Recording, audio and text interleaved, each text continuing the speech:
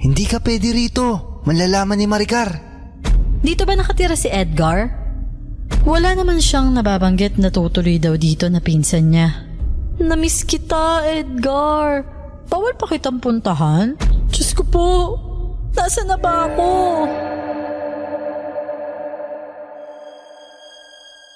Sabi nga sa sagradong libro, huwag kang makikiapid sa hindi mo asawa.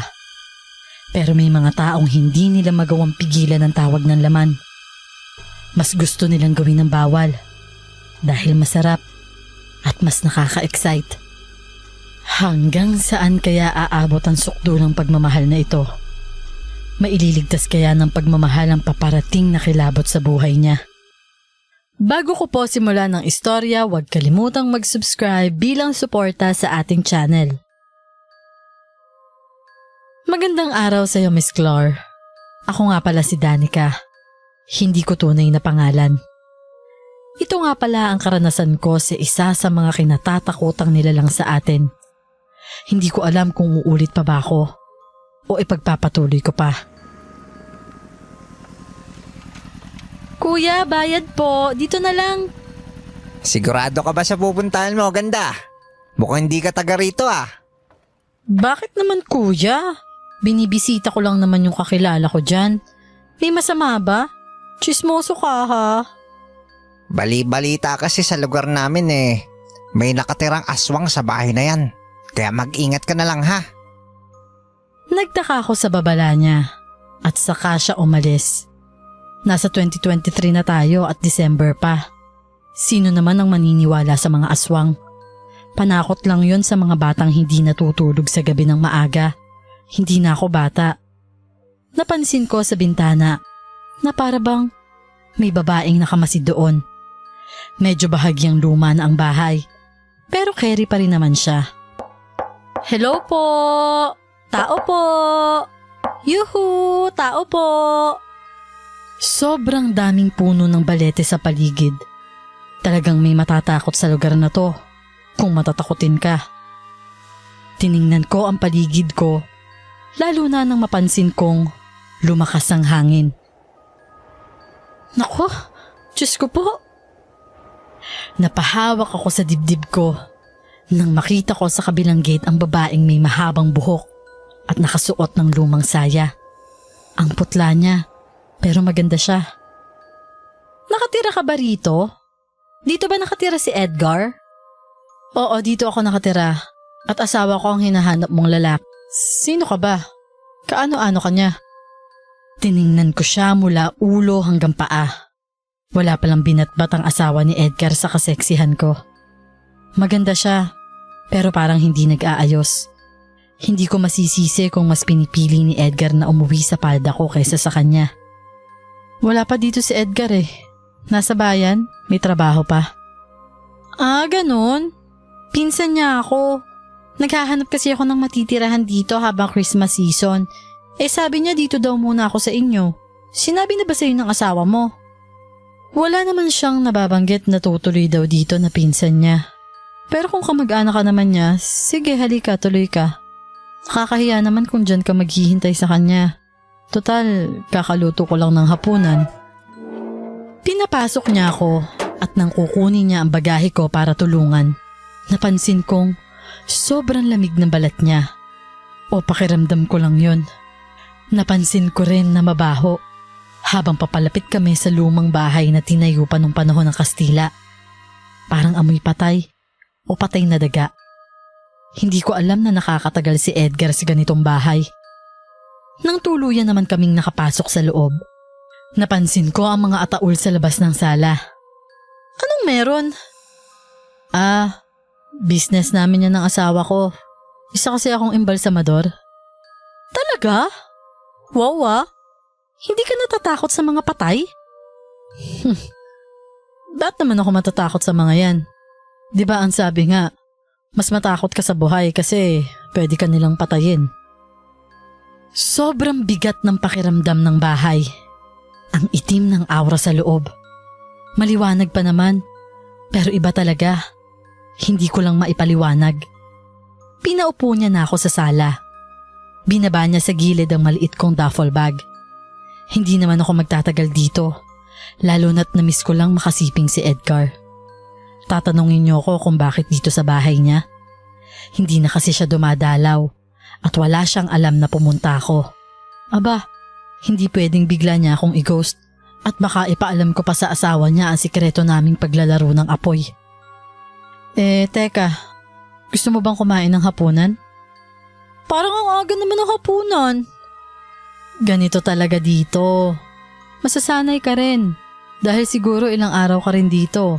May sarili kaming paniniwala dito na sinusunod. Pumasok siya sa loob ng kusina. Ang mabango lang sa bahay nila ay ang kusina. Dahil naaamoy ko ang bagong lutong pagkain doon. Siguro'y masarap magluto ang asawa ni Edgar. Pero mas magaling naman ako sa kama. Napasulyap ako sa may nakauwang na pinto nang mapansin kong may sumisilip na bata roon. Nabigla pa ako nang biglang bumalik si Maricar, ang asawa ni Edgar. Salamat dito sa pagkain ha, Maricar. May anak na ba kayo? Wala pa kaming anak ni Edgar. Ayaw pa niya kasi. Pero parang may nakita akong bata sa silid na yon. Sinundan niya ng tingin ang tinuro kong silid na ngayoy sarado na. Nagtataka siya pero narinig ko ang weird niyang tawa. Wala namang batang nakatira rito. Baka siguro yung nakikita mo mga kaluluwa na dumadalaw dahil sa mga bangkay na dinadala ko dito. Ha? Ano? Ikaw naman, biro lang. Sige na, kain ka na. Pag may kailangan ka, tawagin mo lang ako. At may aayusin lang ako dun sa loob. Nako, sige salamat ah. Tinikman ko ang pagkaing inihain niya. At in fairness, masarap nga siya magluto. Sa tingin ko mapapaulit pa ako ng kanin. Pero habang takam na takam ako, napansin ko na para bang may gumagalaw sa karne at kanin ko. Nang kaykayin ko ng kutsara, ay bigla na lang lumitaw ang mga insekto at uod. Maricar! Ano ba to, Maricar? Ano yun? Tingnan mo yung pagkain, may mga insekto. Ganito ka ba mag-entertain ng bisita? Ano bang sinasabi mo? Wala namang nidumi sa pagkain mo ah. Okay ka lang ba? Nang sulyapan ko ang plato ko, ay wala na nga. Pero kanina, meron talaga eh. Baka naman namamalikmata ka lang. Wala naman eh. Baka dahil lang yan sa gutom at pagod mo sa biyahe. Ay, baka nga. Gusto ko pa sanang ubusin ang pagkain, pero nawala na ako ng gana. Habang kumakagat ang dilim, pansin ko na mas creepy sa labas at kumakapalang hamog. Na para bang wala kang makikita sa labas. Hindi ko naman inaasahan ang pagdating ni Edgar. Danica, anong ginagawa mo dito? Lumapit ako at yumapo sa kanya. Namiss kita, Edgar. Bawal pa kitang puntahan? Hindi ka pwede rito. Malalaman ni Maricar. Nandyan ka na pala, Edgar? Pansin kong pinagpapawisan si Edgar. Pero wala lang sa akin. Dahil wala naman akong dapat katakutan. Pasensya ka na, mahal. Marami kasing ginawa sa bayan kaya nalate ako ng konti. Hindi mo pala nasabi sa akin na bibisita ang kamag-anak mo? Di sana nakapaghanda ako ng marami. Kakahiya tuloy dito kay Danica. Ha? Pinsan? Oo. Itong si Danica. Di ba magpinsan kayo? Napasulyap sa akin si Edgar nun at nagtatanong. Saka binalik ang atensyon kay Maricar. Oo. Malayong pinsan ko yun. Siya. Halika na rito. Sumabay ka na sa akin sa pagkain. Pasimple pa akong humawak sa kamay ni Edgar nang pumasok muli si Maricar sa loob ng silid. At saka tinabing niya ito kaya nawala ang saya ko. Nang makapasok kami sa loob ng kusina, pansin ko na ang lambing ni Edgar sa asawa niya. Nakakainggit sa totoo lang. Pero alam ko naman na ako ang gagapangin niya mamaya. Iniisip ko pa lang ang ideya na yon. Sobra na akong natutuwa. Habang nag-uusap sila, ay pasimple ko namang hinihimas ang legs niya sa ilalim ng lamesa gamit ang paa ko. Kaya napasulyap siya sa akin pero nagmaang-maangan ako. Natapos din ang hapunan sa wakas. Alam kong pagod tong si Danica. Kaya Edgar, samahan mo muna yan sa kwarto niya. Sige, halika muna, Danica. Nang makapasok kami sa loob, ay agad na sinara ni Edgar ang silid. At sinunggaban niya ako ng halik. Hindi ako nanlaban. Bagkus sinagot ko lahat yon. Halos maihiga niya na ako sa higaan nang may makita akong matandang babaeng nakalutang sa may pintuan. Duguan. Hindi ko maiwasang maitulak si Edgar. Ano ba nangyayari sa'yo? Akala ko ba gusto mo? Wala yon. Ikaw bakit ka ba pumunta rito? Gusto lang naman kitang makita. Hindi ka na kasi nagpaparamdam sa bar kung saan ako nagtatrabaho. Hindi ka na ba babalik? Danica, hindi naman ako pwedeng gabi-gabi sa'yo. Ayoko mahalata ng asawa mo. Basta huwag kang mag-alala. Babawi ako mamaya. Huwag kang matutulog Hintayin mo ako pag nakatulog si Maricar. Sige, gusto ko yan. Kinilig ako at natawa. Kaya nawala ang takot ko sa mga sinabi niya. Iniwan niya na ako at nag-ayos na ako ng mga gamit ko. Walang makakapigil sa akin. Kahit pa nakakatakot ang bahay nila o ang lugar nila. Hinintay ko siya ng matagal at hindi ko alam na nakatulog na pala ako. Naalimpungatan ako nang maramdaman kong may humahawak sa legs ko na parang magaspang na kamay. Ano ba, Edgar? Hindi ko alam, kumulubot na pala ang kamay mo. Natigilan ako nang bumukas ang pinto at pasimpleng pumasok si Edgar sa silid. Agad akong napabalik ko sa bangon. Hindi si Edgar yun? Sino yung humawak sa legs ko? Kararating mo lang? Oo. Ang tagal nga matulog ni Maricar kasi may inaayos pa siya O siya, halika na. Umpisahan na natin to. Nawala sa pag-iisip ko ang nangyari nang umpisahan na namin ng mainit na laban. Nang matapos kami, nagtagal pa siya sa loob ng silid ko habang nakatago ang hubad naming katawan sa ilalim ng lumang kumot. Ang weird ng asawa mo Hindi ka ba natatakot sa kanya? Hindi Kaya ako lang naman siya naging asawa kasi may utang yung pamilya ko sa kanya. Sa awa na rin dahil wala naman nagkakagusto sa kanya sa bayan. Kaya pumayag na rin ako. Talaga ba? Kawawa ka naman pala kung ganun. Bigla na lang namatay ang ilaw sa buong kabahayan. Bumangon si Edgar. Teka, saan ka ba pupunta? Iche-check ko lang. Gabi-gabi kasi nagba-brownout at minsan natutuluan ng leak ang mismong kuryente namin. Kaya dito ka lang. Huwag mo naman akong iwan dito. Sandali lang to. Sinuot na ni Edgar ang damit niya. Kaya nagbihis na rin ako ng damit ko. Dahil lumalamig na rin. Hindi na ako lumabas ng silid kahit patakot na ako sa kakaibang bahay na to. Napansin kong may pumapasok na usok mula sa butas ng lumang bintana. May anino akong nakikita doon. Parang babae. Hindi ko maaninag ng maayos. At naririnig ko ang pagaspas na para bang may malaking ibon. Binuksan ko ang bintana at bigla na lang itong nasira sa sobrang lakas. Sigaw ako ng sigaw nang makita ko ang kakaibang nilalang sa mismong bintana. Malaking mata, mapurol ang ilong at maitim na kutis. Kalahati lang ang kanyang katawan. Mahaba ang puti niyang buhok, namumulang mga mata, matatalas na ngipin at kuko. Higit sa lahat, napakalaki ng pakpak niya. Sa sobrang takot ko, napadasal talaga ako nang wala sa oras. Halos lahat na ata ng santo ay tinawag ko. Mailigtas lang ako sa nakikita ko. Ayoko pang mamatay! Ayoko pang mamatay! Nang mapansin ko na wala na siya, ay kahit madilim sa labas ay tumakbo ko roon. May nabunggo akong bagay na natumba at nakahawak ako sa maligkit na bagay. Kinuha ko ang cellphone ko para ilawan kung ano yun Mas lalo akong napatili nang makita kong may kalahati ng ibabang parte ng tao. Diyos ko po, ayoko na, please! Tinakpan ko na lang ang mukha ko habang nag-uumiyak. Danica? Danica? Ayos ka lang ba? Anong nangyayari sa'yo? Bigla na lang nagkaroon ng liwanag ang buong kabahayan. Dumating din si Maricar. Edgar, anong nangyayari dyan kay Danica?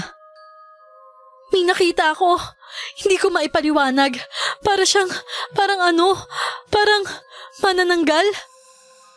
Diyos ko po, Danica. Hindi naman totoo yan. Baka kung ano lang nakikita mo. Madilim kasi kaya akala mo kung anong meron. Pero, nakita ko talaga. Baka pagod ka lang, Danica. Matulog ka na.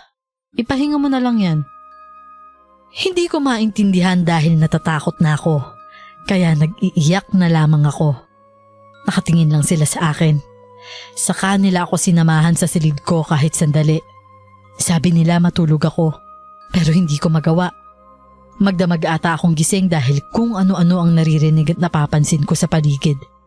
Halos mag-uumaga na rin nang makatulog ako, pero hindi ganun katagal. Magandang umaga, Danica. Ay, magandang tanghali na pala. Si Maricar ang bumungad sa akin pagkalabas ko ng silid. Gusto ko pa rin matulog dahil sa puyat. Pero alalang-alala ko pa rin yun. Hindi siya panaginip. Pasensya sa nangyari kagabi ha, Maricar. Hindi ko naman intensyon na manggulo o manakot. Ayos lang yun. Kumusta naman ang tulog mo? Eto, puyat. O siya, kumain ka na muna at may trabaho pa ako. Umalis na si Edgar dahil maaga siya ngayon. Gusto ko na sanang bumalik sa bayan ni Maricar. Ganun ba? Pasensya ka na pero balita ko may tricycle strike ngayon. 3 araw daw. At kung lalabas ka naman, kailangan mong maglakad ng 3 oras hanggang sa makarating ka sa highway. Alam mo naman, malayo ang bahay namin. Kung minamalas ka nga naman. Gusto ko nang umalis dito. Nagsisisi akong pumunta ako dito. Dumungaw ako sa bintana nang may tumawag kay Maricar. Nagulat pa ako sa grupong ito at may bangkay pandala. Iniisip ko ngayon kung paano ako makakaalis dito. Hindi rin naman ako gaanong kumain ng agahan dahil nawawalan na ako ng gana. Hindi ko alam kung bakit natatagalan ni Edgar ang lugar na to. Samantalang nakakatakot naman. Na-curious ako sa trabahong ginagawa ni Maricar sa mga bangkay at ang pag-makeup niya rito. Pasimple akong bumaba sa bodega. Sa may hagdan lang ako. Lalo na't hindi naman ako nagpaalam na papanoorin ko siya. Sinilip ko lang siya roon. Nakita ko kung paano tanggalin ang lamang loob at ilagay sa malaking lalagyan.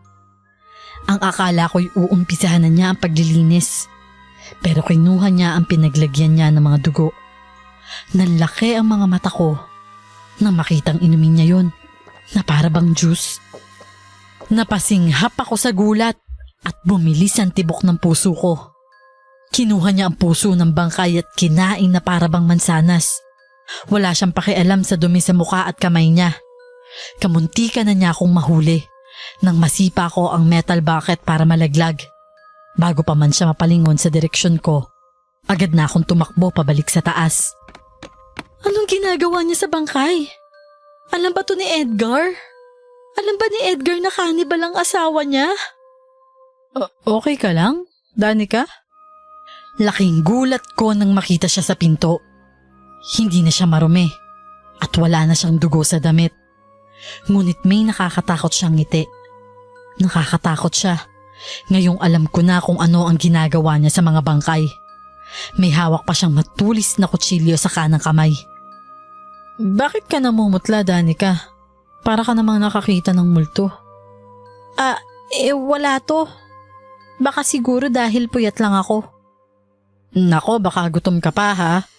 Magluluto ako mamaya pagkatapos. Hintayin mo lang. Saka naman umalis si Maricar. Naalala ko ang mga masasarap na putahing ipinakain niya. Hindi kaya galing yun sa mga Hindi ko na natuloy ang iniisip ko nang masuka ako sa mismong sahig. Hindi ako maghihintay na mamamatay sa lugar na to. Niligpit ko ang mga gamit ko at niligay sa bag ko. Hapon na rin at maaga pa para maglakad pa palabas. Oh, saan ka pupunta, Danica? Akala ko ba magtatagal ka pa? Hindi na siguro. Aalis na ako. Naalala ko marami kasi akong dapat tapusin. Dahil ba natatakot ka sa bahay namin?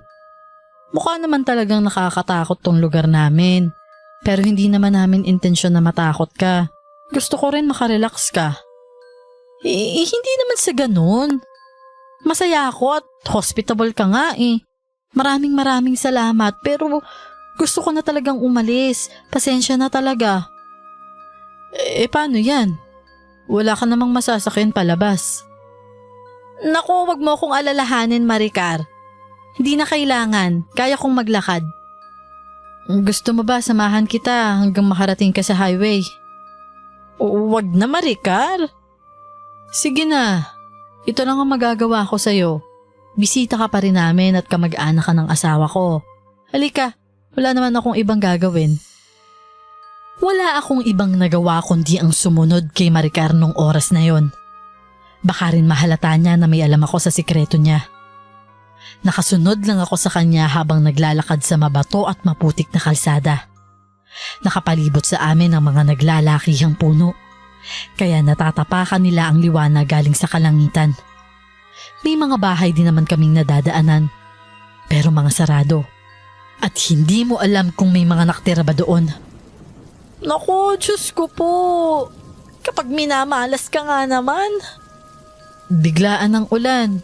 Halika na. Balik muna tayo sa bahay. Patilain na muna natin ang ulan na yan. Mukhang lalakas pa yan, oh. Hindi, Maricar. Tutuloy ako. Wag na. Halika na muna. Baka magkasakit ka pa. Wala akong nagawa kundi ang sumunod sa kanya pabalik. Lalo na't dala niya ang isang bag ko. Kating-kati na akong umalis ng mga oras na yon. Parang mas pipiliin ko pa na maglakad sa malakas na ulan kung hindi lang madilim ang kalsada. Nang makabalik kami sa bahay nila ay basang-basa ako. Nakaramdam na lang ako ng pagtaas ng balahibo ko nang maramdaman kong may nakatingin sa akin. Tiningnan ko ang paligid pero wala naman akong makita hanggang sa magulat ako sa boses ni Maricar. O Danica, ito ang towel oh. Punasan mo muna yung sarili mo. Salamat talaga ha, Maricar. Magbanlaw ka na rin para hindi ka magkasakit. Sige, ako nang bahala dito. Nakakulong lang ako sa kwarto hanggang sa makapagbihis ako. Ilang beses kong tinitingnan ang silid orasan ko. Nasa 3:30 PM pa lang, pero ang dilim sa labas ng bahay dahil nga malakas ang ulan. Nagdadasal ako na baka tumila ang ulan nang makatulog ako. Nang magising ako, hindi ako makabangon. Gusto kong sumigaw nang ilang mukhang duguan at animoy halimaw na imahe ang nakadungaw sa akin kasama ang mukha ni Maricar. Nilalagnat ka. Huwag kang mag-alala. Magaling akong mag-alaga. Akong bahala sa'yo. Gusto kong sumigaw pero hindi ko man lang magalaw ang katawan ko. Hindi kita maintindihan, Danica. Ako nang bahala sa'yo. Wala pa si Edgar eh. Baka siguro na-stranded din sa lakas ng ulan. Binabaha pa naman dyan sa gitna ng daanan dahil pababa ang kalsada dyan. Naririnig ko ang mga tawa ng mga nilalang na katabi niya na para bang wala siyang nakikita. Nilalamig ako. Umiiyak na sa takot. Gusto ko na lang mamatay para mawala ang takot na to. Sana pala hindi na lang ako pumunta sa lugar na to. May niluto akong pagkain para makainom ka ng gamot. Wala akong nagawa nung oras na yon. Todo subo lang siya sa lugaw na may mga karning halo. Wala akong nagawa dahil naluluno ko ang iba roon kahit na may natatapon sa bibig ko. Umuungo lang ako at umiiyak. Ano bang nangyayari sa'yo, Danica? Ang taas ng lagnat mo ah. Dahil ata to sa ulan kanina. Sabi ko sa'yo, umuwi tayo agad. Yan tuloy ang nangyari sa'yo. Para akong paralisado ng mga oras na yon. Yun ang masasabi ko sa nangyayari sa akin. Maliban sa nahihilo ako at kung ano-anong mga imahe ang nakikita ko. Tumatawa pa sila at tinatawag ang pangalan ko na para bang pinagtitripan nila ako. Gusto kong sumigaw para humingi ng tulong. Nanlaki ang mga mata ko nang makita si Edgar nang pumasok siya. Anong nangyayari sa kanya? Gusto na sana niyang umuwi eh. Hindi ko nga alam at biglaan. Ihahatid ko na sana siya sa labas dahil wala namang ibang masasakyan. Kaso mo lumakas ang ulan, kaya ayan nilalagnat siya ngayon. Gusto kong tawagin si Edgar. Bigyang babala na ang asawa niya hindi normal. Pero nakatingin lang siya sa akin at nag-aalala. Gusto ko siyang murahin at tulungan niya ako na makaalis dito. Mukhang matindi yata ang lagnat niya. Naku, nakainom na ba yan ng gamot? Oo nga eh. Kailangan ata niyang bantayan. Sige ako nang bahala dito. Nag-iiba ang itsura nila sa akin. Naluluha na ako pero para silang tumatawa. Pinagtatawa na nila ako. Ayoko sanang matulog. Pero binawian din ako ng lakas. Nagising na lang ako nang may maramdaman akong may nakaibabaw sa akin at gumagalaw. Nang dumilat ako ay nabigla ako. Gusto kong magpumiglas nang makita ang malahalimaw na muka. Tumatawa siya. Naiiyak at nandidiri ako sa ginagawa niya sa akin. Gusto kong sumigaw nang makahingi ng tulong. Pero wala akong magawa dahil pati ang bibig ko'y hindi ko maigalaw. Iniwan na lang niya ako basta na nakababa pa rin ang pang-ibaba kong short. Pakiramdam ko na baboy ako nang hindi ko kilalang nilalang. Nakatulog na lang ako sa kakaiyak at sa takot. Hindi ko na alam kung anong nangyayari sa akin. Nang magising ako'y pinupunasan ako ni Edgar. Pasensya ka na, nagkasakit ka pa. Kamusta na pakiramdam mo? Okay na ako. Nakakapagsalita na ako. Bumangon ako at gumaan na nga ang pakiramdam ko. Oh my God! Salamat Edgar at okay na ako. Oo, okay ka na. May kailangan kang malaman, Edgar. Alam mo bang si Maricar? Anong meron sa asawa ko? Oo nga, Danica. Anong gusto mong sabihin tungkol sa akin? Pasalit-salit ang tingin ko sa kanila. Hindi ko alam kung anong sasabihin ko. Baka hindi ako makalabas ng ligtas dito. Ano kasi? Ano? Sige na, Danica. Gusto ko ring marinig kung anong gusto mong sabihin tungkol sa akin. Ano kasi? Gumaling ako sa sakit dahil sa kanya. Hindi ko na ata gugustuhin na magkasakit uli ako. Ang lala. Kaya maraming salamat ha, Maricar. Kundi dahil sa'yo, baka siguro matagal pa akong gagaling. Alam ko naman na ayos na ako. Gusto kong iligtas ang sarili ko. Bago ko pa man iligtas ang iba. Ayos ka na ba talaga? Ba't bigla ka naging mabait sa kanya? Hay nako Edgar, wala na akong pakialam. Gusto ko na lang magpasalamat pero aalis na ako. Tsaka na tayo magkita. Or worst, wag na tayong magkita kahit kailan. Hindi kaya mabinat ka? Wag mo na akong pigilan no Edgar. Ang gusto ko lang bumalik na sa amin. Yung malayo dito. Natigilan siya nang pagtaasan ko siya ng boses. Sorry, ako nang bahala. Ihatid kita palabas dahil wala naman tayong masakyan eh. Kung ganon, umalis na tayo dahil wala na akong oras. Halos gusto ko nang takbuhin palabas ng bahay nila. Para bang nakahinga na ako ng maluwag.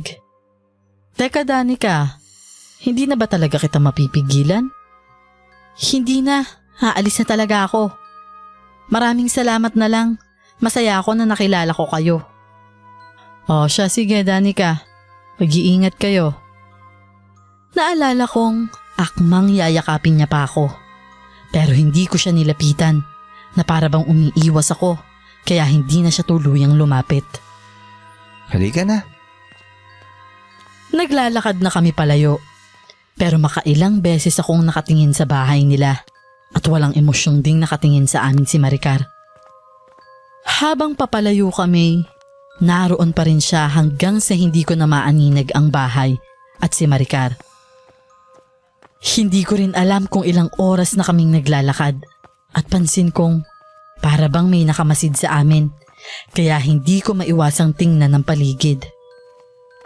Okay ka lang ba? Kanina ka pa kasi tahimik eh. Huwag ka mag-alala. Wala na tayo sa bahay kaya pwede ka na magsalita. Ano ba talagang nangyari sa'yo? Wala naman, Edgar. Basta ayoko na lang. Huwag kang mag-alala at ito na rin ang huli nating pagkikita. Anong sabi mo? Basta, Edgar, itigil na natin to. Ang akala ko ba gustong gusto mo ko? Nagawa mo pa nga pumunta sa amin dito eh. Basta, ewan ko. Bahala na. Pero hindi na ako babalik dito, no? Narinig ko lang na tumawa siya at muli kaming nagpatuloy. Tanghali na ata nang makarating kami sa highway. Mas lalo akong nakahinga ng maluwag. Hay, salamat. Makakauwi na ako. Paano ba yan? Magkita na lang tayo sa susunod. Kung ako sa'yo, mag-ingat ka sa asawa mo. Yun lang ang masasabi ko sa'yo. Bakit naman? Basta, wala na akong ibang sasabihin pa. Basta kung ano yung sinabi ko, yun na yun. Hindi ko na siya hinintay pa sa mga sasabihin niya at pumara na lang ako ng tricycle. Nang tiningnan ko ang direksyon na pinagtatayuan ni Edgar, bigla na lang siyang nawala roon na siyang pinagtaka ko. Kahit papano'y nakapagpahinga na ako sa apartment pagdating ko. Pero akala ko'y matatahimik ako. Dahil sa panaginip ko, pinaulit-ulit ang naging karanasan ko sa bahay na yon. Dumating ang gabi at bumalik na lang ako sa trabaho ko sa bar para makalimot ako. Maingay kasi doon at pamilyar sa akin ang lugar kaya hindi ako matatakot. Maraming customer ang gustong makuha ko. Pero syempre, palakrihan sila ng offer bago ako umuo sa kanila. Edgar? Anong ginagawa mo rito? Siyempre, binibisita ka. Hindi ako sanay na wala ka sa bahay eh. Diba ang sabi ko sa'yo, ayoko na kitang makita. Umalis ka na rito. Ayaw mo na ba sa akin? May nakita ka na bang iba? Ano pa, Edgar? Bitawan mo ko. Nasasaktan ako. Bigla na lang siyang naging agresibo sa akin. Pero napabitiw ako sa kanya. Yung asawa mo may sa demonyo ata. Nakita ko lahat ng nangyayari sa bahay niyo habang wala ka. Yung mga bangkay na dinadala sa inyo. Bago niya linisin yung mga yon, dinadala niya at kinakain niya ang lamang loob. Alam ko hindi ka maniniwala sa kwento ko. Pero marami akong karanasan sa bahay niyo. Kakaiba talaga. Nung nagkasakit ako, hindi yun dahil sa sakit lang. Alam ko may kakaiba sa bahay niyo dahil sa asawa mo. Napapansin mo rin? Natahimik ako kahit na maingay ang lugar. Anong ibig mong sabihin? Sabi ko sa'yo wala kaming koneksyon simula nung kinasal ako sa kanya. Pero minsan sa gabi o kaya sa madaling araw nakikita ko siya nakatayo sa bintana. Minsan naman nasa sala. Nagsasalita mag-isa. Matagal ko na nga siyang gustong hiwalayan eh. Bakit tumagal ka sa kanya? Natatakot ako sa pamilya niya, Danica. Balita kasi sa lugar namin na angkan sila ng mga aswang. Ano? Babalik na ako sa dressing room. Diyan ka na. Hayaan mo na ako. Ayokong madamay sa gulo niyo, no? Lumayo nga ako sa kanya at pumunta sa dressing room. Hindi ko alam na nakasalamuha ako ng katulad nila. Swerte na ito lang ang nangyari sa akin. Dapat pala, lumayo rin ako kay Edgar para hindi ako madamay sa kanya. Nang lumabas ako sa dressing room, hindi ko na siya nakita. Pero natanaw ko siya na kasama ang isa sa mga katrabaho ko at nakikipaglampungan doon. Diyos ko po, kung ano-ano na yatang nakikita ko. Nagulat ako nang makita si Maricar sa likod mismo ng lamesa nila Edgar. Nang dumaan ang ilaw sa kanila, bigla itong nawala. Guni-guni ko lang ba yun? May tama na ata ako sa daming nang nainom ko. Hindi lalabas ang babaeng yun sa kanila Ang mga katulad niya ay takot sa maraming tao. Madaling araw nang matapos ang trabaho, napansin kong nagkakagulo sila sa labas. Kaya nakigulo rin ako nang mapansin nito. Guys, anong meron dito? Sabi nila ay may pinatay daw. Kaya mas lalo akong nakipagsiksikan sa kumpulan at nang masilip ko kung ano yon, halos tumakas ang katinuan ko ng mga oras na yon. Wakwak ang dibdib niya mula bibig hanggang sikmura. Nagkalat ang lamang loob niya at naliligo sa sariling dugo habang dilat ang mga mata na para bang nagulat. Namukhaan ko siya kahit na gano'n ang itsura niya. Siya yung nakatable ni Edgar kagabi. Bigla na lang akong kinabahan nang maalala kong nakita ko rin si Maricar kagabi. Hindi ako namamalikmata? Hindi guni-guni yun? Totoo yun? Bulong ko na lang sa aking sarili. Hindi pa rin ako makapaniwala hanggang sa makauwi ako sa apartment. Dahil hindi pa ako makatulog, napansin ko ang ingay sa labas na para bang may pagaspas ng malaking pakpak. Bigla kong naalala yung nangyari sa akin sa bahay ni na Edgar. Naku po, ano ba yun? Agad akong tumakbo patungo sa altar para magdasal. Hindi pa rin tumitigil yun hanggang sa makarinig naman ako ng uwak at kakaibang huni sa labas. Naiiyak na ako sa takot.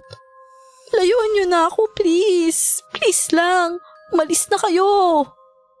Puyat na naman ako at hindi nakatulog hanggang sa mag-umaga.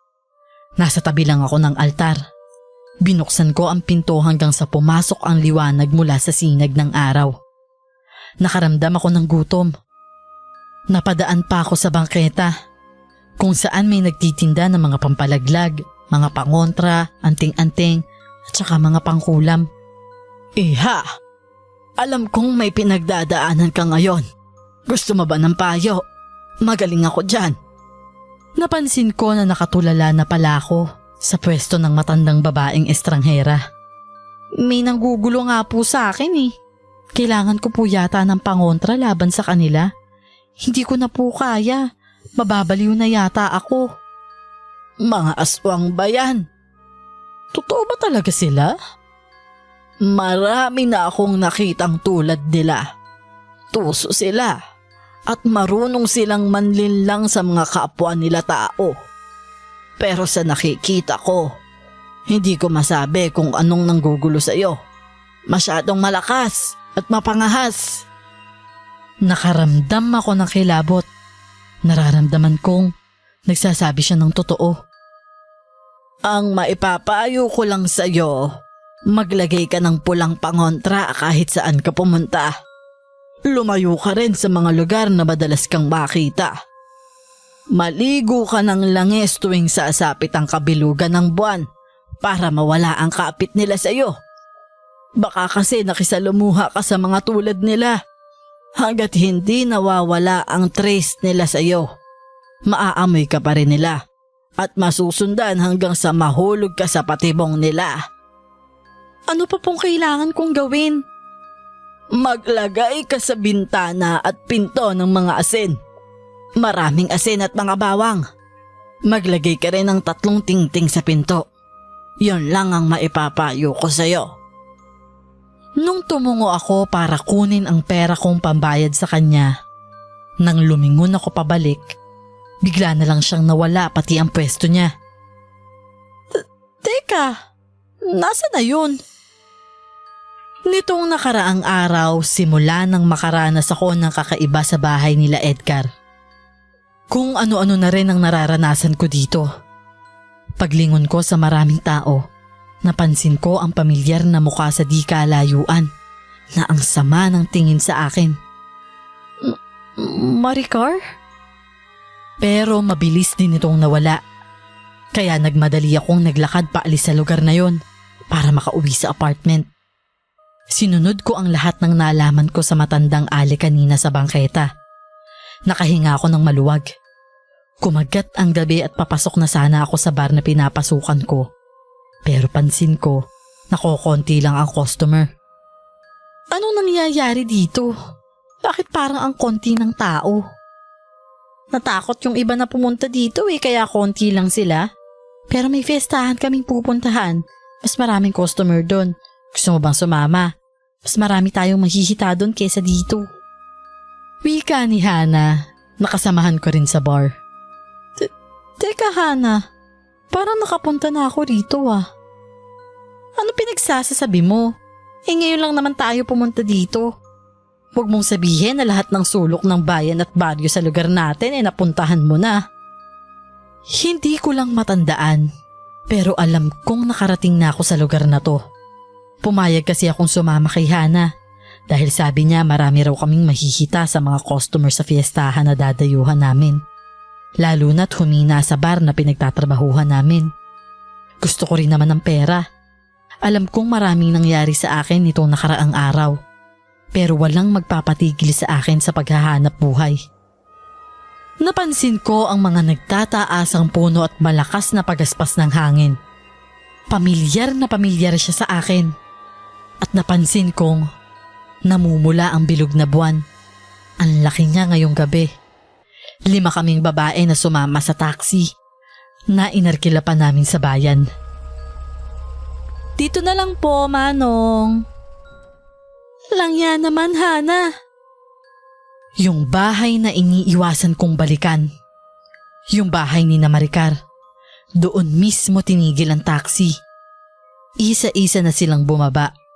Pero pansin ko ang bahay na para bang mailaw. May mga katabi na silang bahay at hindi na sila nag-iisa. Bigla bang nagkaroon sila ng malaking bayan sa lugar na to? Marami ring tao. At rinig namin ang tugtugan na meron sa kanila. Hindi ka pa bababa ha, Danica? Naghihintay si Manong at aalis na yan. Ayoko, Hana. Babalik na lang ako sa bayan. Binuksan ni Hana ang pinto sa parte ko at saka niya ako pilitang nilabas sa taxi. Sabi ng ayoko nga Hana. Bakit ba ang kulit mo? Nakakaramdam na ako ng takot sa lugar. Peke ang kasiyahan na nakikita ko. Alam ko yan. Kuya, alis na po kayo. Okay na kami dito. Let's go, girls! Ubusin natin ang pera ng mga lalaki sa gimmick na to ngayon. Palakihan ng tip pa. Yun ang goal natin ngayong gabi. Nagkatuwaan na sila. Hindi ko na alam kung paano tatakas dahil pumasok na sila sa gate. Kaya wala akong magawa kundi ang sumunod sa kanila. Sinasabi ko na sa'yo, Hana. Hindi tayo ligtas dito. Umalis na tayo. Drama mo naman, Danica. Pinapaalis mo kami kasi gusto mong masolo tong mga to Sinasabi mo nakapunta ka na dito. Baka nga oo. Marami kang nahita sa mga tao rito, no? Aminin. Hindi yun, Hana. Hindi niyo ako maiintindihan. Pahala ka na nga dyan, Danica. Gusto lang namin magtrabaho, no? Makinig kasi kayo sa akin. Pero hindi nila ako pinakinggan. Iniwan nila ako doon at nagkanya-kanya sila ng lamesa. Agad naman silang pinansin ng mga lalaki. Mapabata man o matanda. Ilang beses akong nagpasulyap-sulyap sa daanan na may makapal na hamog. Hindi ko alam kung paano maililigtas sa mga kasama ko. Wala na dapat silang maging biktima. Si Maricar ang pumapatay. Kung sino man ang dumikit sa asawa niya. Yun lang ang naiisip ko at alam kong hindi ako makakaligtas pag nalaman ni Maricar na nandito ako. Oh, anong ginagawa mo dito? Edgar, tulungan mo ako makaalis dito. Kung ayaw ng mga kasama ko, ako na lang ang aalis. Tulungan mo ako makalabas sa lugar na to. Bakit naman? Ano ba nangyari? Hindi mo ba napapansin? Kakaiba tong lugar nyo. Yung bahay nyo. Kailan mo pa natandaan na may mga katabi kayong bahay at maraming tao dito? Hindi ko alam pinagsasabi mo. Nakapunta ka na ba dito? Ano? Pinagtitripan mo ba ako?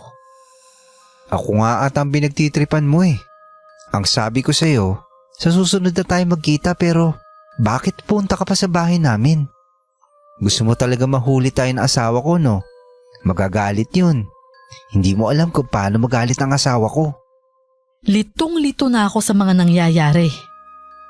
Edgar, makinig ka nga sa akin. Kailan mo ako huling nakita? Nagkita tayo sa bar, di ba? Nagtalo pa nga tayo nun kasi gusto mong matulog ako sa inyo. Nung nakaraang buwan pa yan eh. Nandito ako nung nakaraang linggo. Hindi mo ba naalala? Hindi kita maintindihan.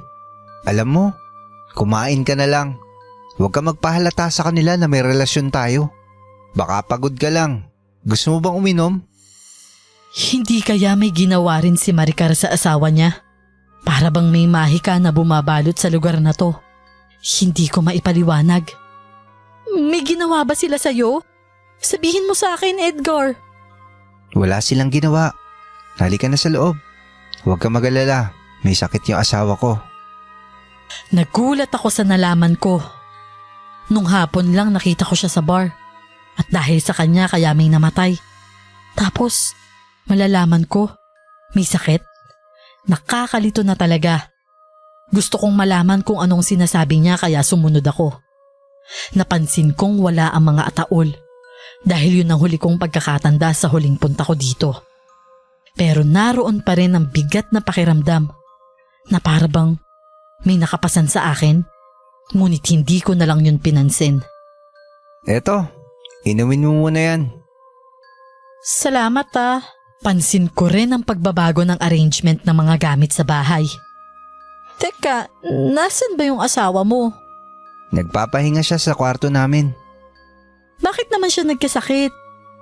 Bakit kung magtanong ka parang alalang-alala ka sa kanya? Para bang matagal na kayo magkakilala? Gusto ko siyang sagutin ng oo. Dahil nakaharap ko na siya. Edgar! May tumatawag kay Edgar. Kaya nagmadali siyang pumasok sa silid nila at agad ding lumabas. Sandali lang, kukuha lang ako ng gamot niya. May nag-uudyok sa akin na sumilip sa loob ng silid para makita ko kung ano bang itsura niya. Kahit may nagsasabi na wag ko nang ituloy. Danica? Naalala mo ko, Maricar? Bakit hindi? Bumisita ka dito nung nakaraang linggo, di ba? Sabi na nga ba't may ginawa ka eh. Hindi ako maalala ni Edgar, pero naalala mo ko? Hindi ko maintindihan ang sinasabi mo, Danica. Hindi kita pwedeng pagkatiwalaan. Alam mo ba, Danica, kung sinong hindi mo pwedeng pagkatiwalaan? Sino? Sabihin mo sa akin, Maricar. Si Edgar. Alam kong kabit ka ng asawa ko. Ang lakas ng loob mong magpanggap kang pinsan niya at gumawa ng milagro dito sa pamamahay namin. Pero wala akong pakialam doon. Lalo gusto ko rin na makaalis sa poder niya. Natatakot na ako sa kanya. Anong ibig mong sabihin, Maricar? Hindi tayo ligtas sa kanya, Danica. Hindi mo alam ang pwedeng gawin niya sa atin. Lalo na sa'yo. Magaling siyang manlinlang. Kung ako sa'yo, umalis ka na rito. Kung kaya mo pa. Hindi ko na alam kung sino ang paniniwalaan ko sa mga nangyayari. Ito ang gamot mo, mahal. Pinsan ko nga pala, si Danica. Makikikain sa atin. Sige, Edgar.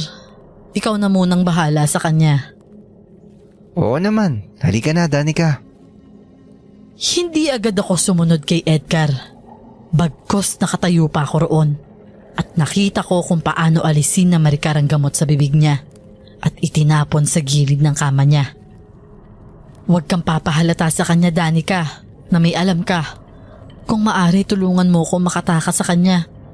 Makukulong tayo parehas dito sa bahay pag hindi ka nakinig sa akin. Maniwala ka sa akin. Si Edgar, siya ang may gawa ng lahat ng to. Litong-lito na ako, Maricar.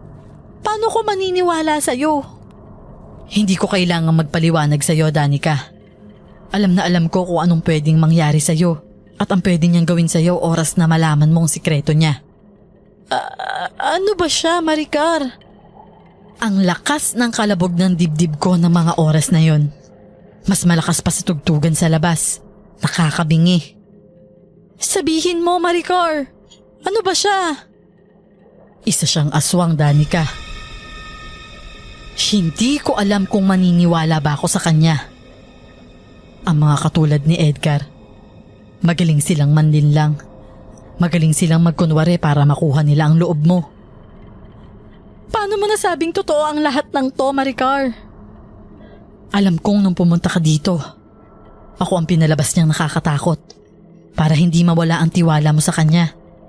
Hindi lang ikaw ang babaeng inuwi niya rito, Danica. Hindi lang ikaw ang babaeng balak niyang patayin sa ngalan ng pagkain ng pamilya niya. Wala pa akong nakakain pero parang gustong bumaligtad ng sikmura ko ng mga oras na yon.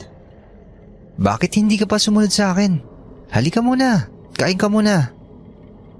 Tiningnan ko si Maricar at ang mukha niya na nagmamakaawa.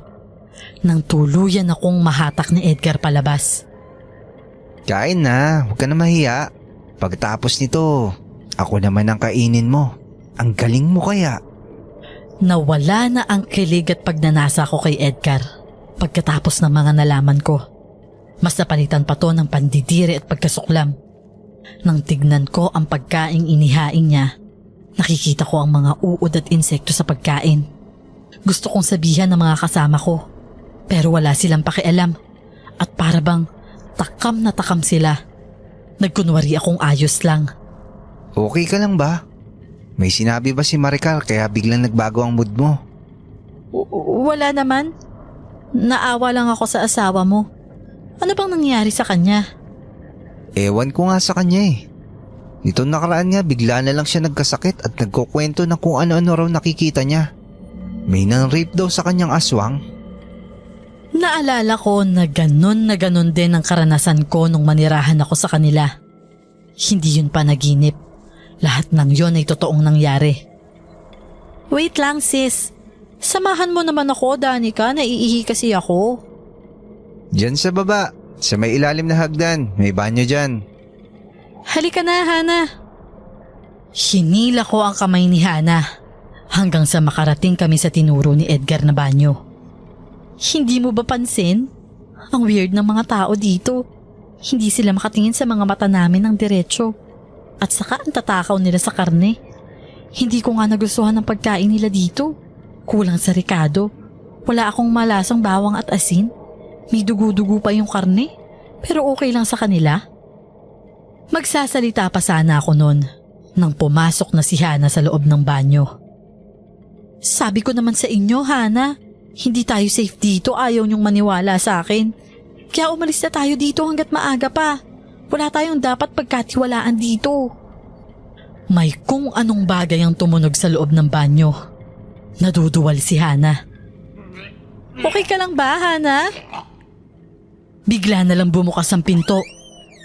At puno na ng dugo mula sa bibig at dibdib ni Hana. Ang daming insekto na lumalabas galing sa bibig niya. Hana? Hana? Anong nangyari sa'yo, Hana? Pero wala na siyang pulso nang pakiramdaman ko siya. Sinara ko ang mata niya. Kahit na nandidiri akong dikitan siya. Bigla siyang nagising at hinawakan ako sa kamay. Nagpumiglas ako hanggang sa makatakas ako sa hawak niya. Pagkaharap ko sa kasiyahan ay wala na ang mga bisita doon. Naiwan ang mga lamesa, ang patugtog at mga pagkain sa handaan. Nang marinig ko si Maricar sa taas, agad akong umakyat doon.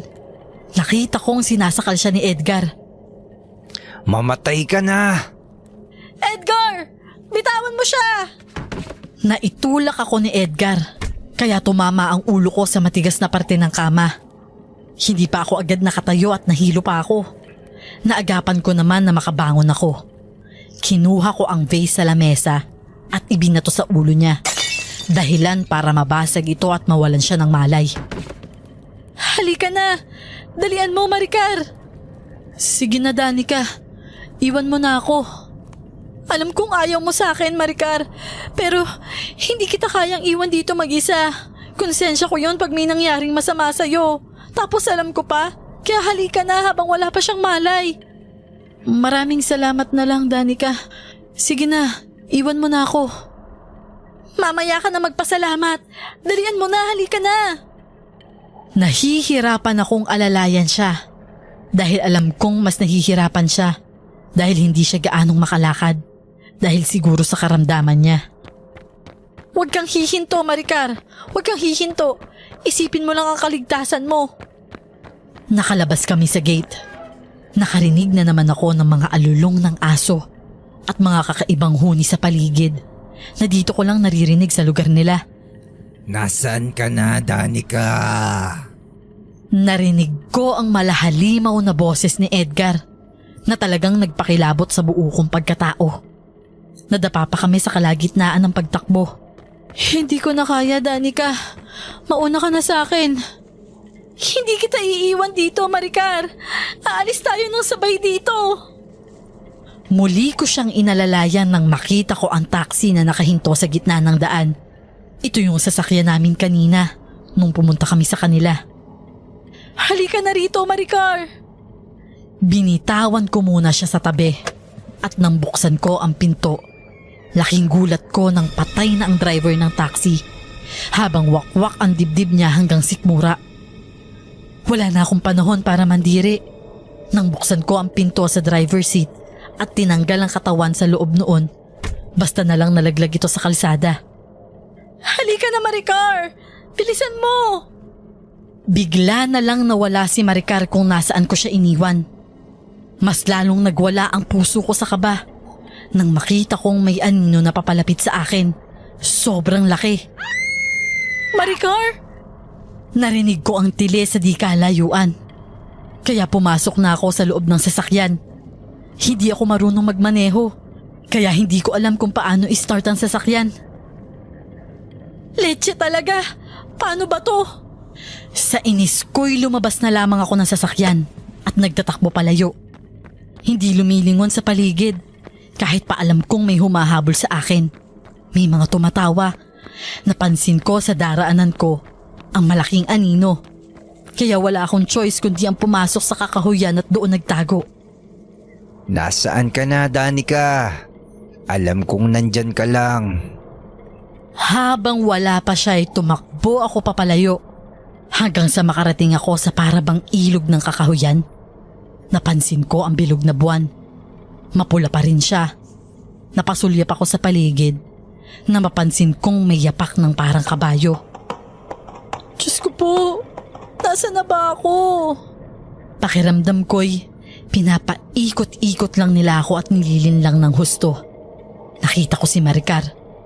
Lumabas sa dilim habang ang kalahati ng katawan niya ay katawan ng isang kabayo. Umiinom siya ng tubig sa ilog na kumikinang. Saka naman lumabas si Edgar na ganun din ang katawan. Naaamoy ko siya sa paligid, Edgar. Sigurado akong hindi pa nakakaluyuyang si Danica. Kailangan natin ng paglalagyan ng binhi para mapalago natin ang ating lahi. Tapos, patayin na natin siya. Parang gusto kong masuka sa aking nalaman. Parehas nila akong nilinlang. Pinasakay sa kanilang mga drama. Totoo ang manghuhula na nakita ko sa bangketa. Nang makaalis sila ay saka rin ako tumakbo palayo. Hindi ako papayag na maging alipin at biktima nila. Ito na ata ang pinakamabilis kong takbo na parabang hinahabol ako ni kamatayan. Pero nakahinga ako ng maluwag nang makita kong malapit na ako sa bukana. Halos madapa pa ako at magpagulong-gulong. Kamuntik pa akong masagasaan. Tulong! Tulungan niyo po ako! Huminto ang sasakyan. Matatanggap ko pang mamamatay sa sagasa kaysa ang makuha nila. Nang lingunin ko ang daanan na pinanggalingan ko, nakita ko ang anino ng mag-asawang tikbalang na unti-unting naglalaho. Tinatanong ako ng mga tao kung ayos lang ba ako at anong nangyari sa akin. Pero hindi ako makasagot dahil sa trauma na naranasan ko. Hinding-hindi na ako babalik sa lugar na yon, Miss Clar. Kung meron man dito ang kabit at mahilig makikabit sa pamilya ng may pamilya, isipin niyo muna ang mga desisyon niyo. Baka matulad kayo sa akin, na nakaharap ang mga nilalang na hindi ko inaasahan dahil sa tukso na naramdaman ko. Magsisilbing aral ito sa buhay ko, Miss Clar, at pinapangakong magbabagong buhay na.